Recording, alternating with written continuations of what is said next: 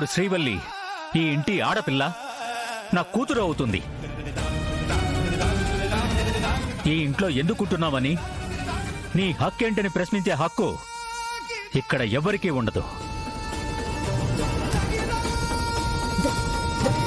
దత్త తీసుకోవడం ఏంటి మావయ్య? మొతకని పోయిండదా నీకు? ఏం మాట్లాడుతా ఉండవో నీకైనా తెలుస్తా ఉండదా? బాబాయ్ చాలా కరెక్ట్ గా మాట్లాడారు పిన్ని. ఇప్పటికే ఏ ఒక్కరు కూడా శ్రీవల్లి వైపు వేలు చూపించడానికి కూడా అవకాశం ఉండదు. శ్రీవల్లి ఎలాగూ మన కుటుంబంలో మనిషిలాగే ఉంటుంది. దత్తత జరిగితే వజ్రపాటి ఇంటి కూతురిగా తనకి యువరాజు అడిగిన హక్కు, అధికారం అన్నీ వస్తాయి.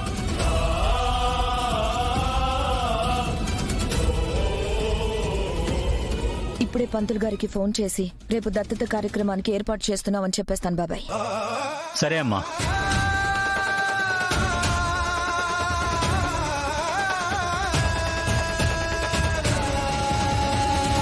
పదమ్మా.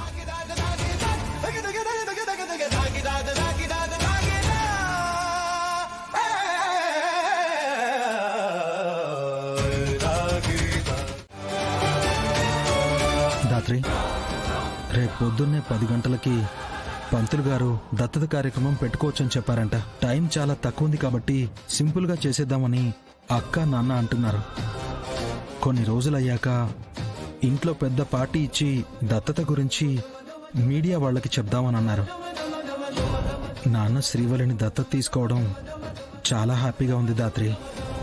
ఇక ఇంట్లో శ్రీవల్లిని అనాథ అని ఎవ్వరూ అనకుండా చేశారు. దాత్రి, దాత్రి, నేను దత్తత కార్యక్రమం గురించి మాట్లాడుతుంటే నువ్వు అంతలా దేని గురించి ఆలోచిస్తున్నావు? నేను దత్తత గురించి ఆలోచిస్తున్నాను కేదార్. శ్రీవల్లి ఇంట్లో ఉండడానికి అంత గొడవ చేసిన వాళ్ళు ఇప్పుడు మావయ్యే దత్తత తీసుకుంటాను అన్నారు. మరి వాళ్ళు ఊరికే ఉంటారా? కార్యక్రమాన్ని చెడగొట్టకుండా అలాగే చూస్తూ ఉంటారా? కరెక్టే దాత్రి. రేపు కార్యక్రమం జరగకుండా ఏదో ఒకటి చేస్తారు. కానీ ఎలా అయినా మనమే ఆ కార్యక్రమాన్ని దగ్గరుండి జరిపించాలి. శ్రీవల్లి భవిష్యత్తు బాగుండాలంటే దత్తత కార్యక్రమం జరగాలి. అవును కేదార్, మనం రేపు కార్యక్రమం పూర్తయ్యే వరకు అలర్ట్ గా ఉండాలి. అమ్మయ్య, అమ్మా.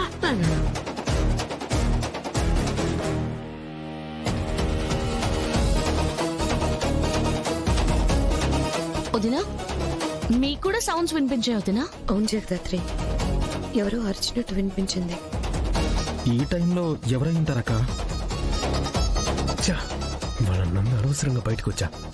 ఇప్పుడు అక్క వాళ్ళు కూడా లేచేశారు. దొరికామంటే అంతే. సరే, మీరు అటు వెళ్ళి చూడండి, నేను ఇటు వెళ్తాను. నువ్వు అటు వెళ్ళి చూడు.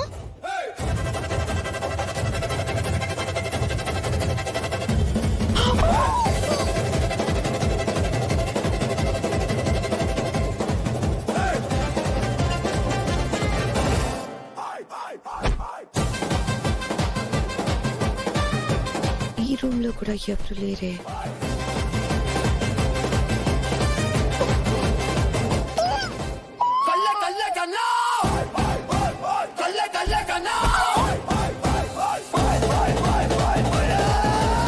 ఇక్కడ ఎక్కడో వినిపించింది, ఇక్కడ లేదు.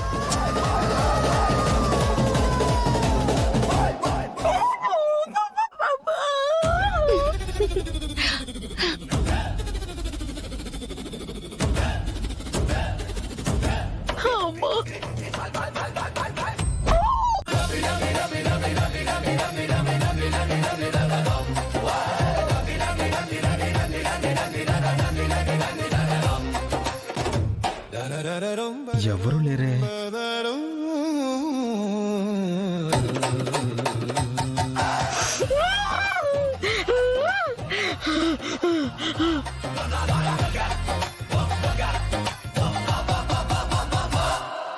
ఎక్కడా ఎవరూ కనిపించలేదక్క. ఏదో పిల్లి సౌండ్స్ అయి ఉంటాయి వదినా. అప్పుడప్పుడు ఒక దొంగ పిల్లి ఇంట్లోకి వచ్చి సౌండ్స్ చేస్తూ ఉంటుంది.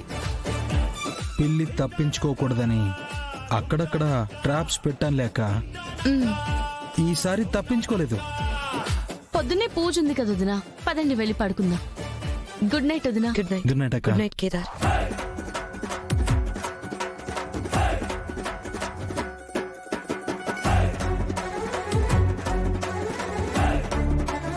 అమ్మయ్యా. నిషి నువ్వు ఇక్కడ ఉన్నావా? అమ్మ ఎక్కడ? ఆవిడ కోసమే వెతుకుతున్నాను. అసలే బుర్ర తక్కువ మనిషి, ఎక్కడ ఇరుక్కుందో ఏంటో. వేరే వేరే గుమ్మడి పండు పేరేమి? నిషి అక్కడ. అమ్మే అమ్మా అబ్బోడా. అమ్మా అబ్బోడా, నన్ను లోపలికి తీసుకుపోరా.